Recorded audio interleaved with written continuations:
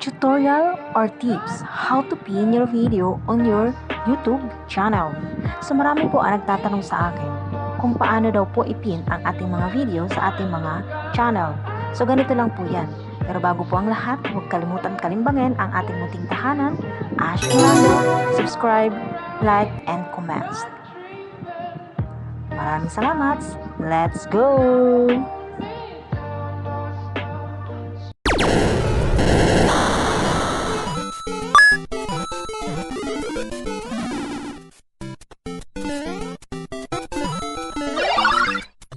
So ito na nga po. Paano nga ba mag-pin ng ating mga video sa ating mga YouTube channel? So ganito lang po yan. Punta lang po tayo sa Chrome. Ito. Ayan, click natin yung Chrome. So, search natin yung youtube.com.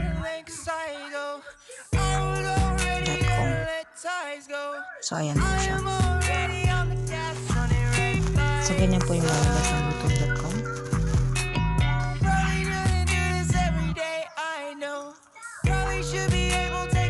So ayan. So ayan. I-click natin yung profile picture natin dito sa gilid. Ayan. Nakikita niyo po ba yan? Then, i-click po natin yung channel. So ganyan po yung lalabas. Sa katulad ko po, meron na po ako nakapin na video. Ito po yung sa taas yung amplifier. So ngayon, i-click po natin para mamaya po natin yung gusto natin na video. I-click po natin yung customize channel ko.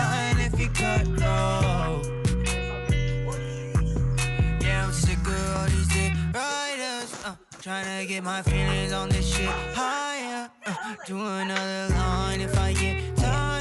She a real bad bitch, color spit fire. When you wiggle all that shit, make me spit. So ngayon, dito po natin ilalagay yung gusto natin ipin na video. So diba, nakita niyo po future video for returning subscribers.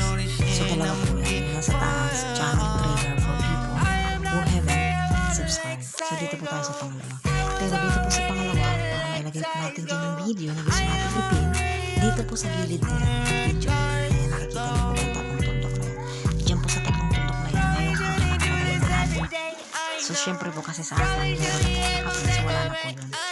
So yan, dito dyan po, i-click nyo lang po yung add channel. Then pag na-click nyo na po yung add, kukunin nyo yung video nyo na kung ano yung ipin yung video dito sa baba. Ayan po yung mga katulad ko. Ayan po yung video ko. So, tuloy ko po yun.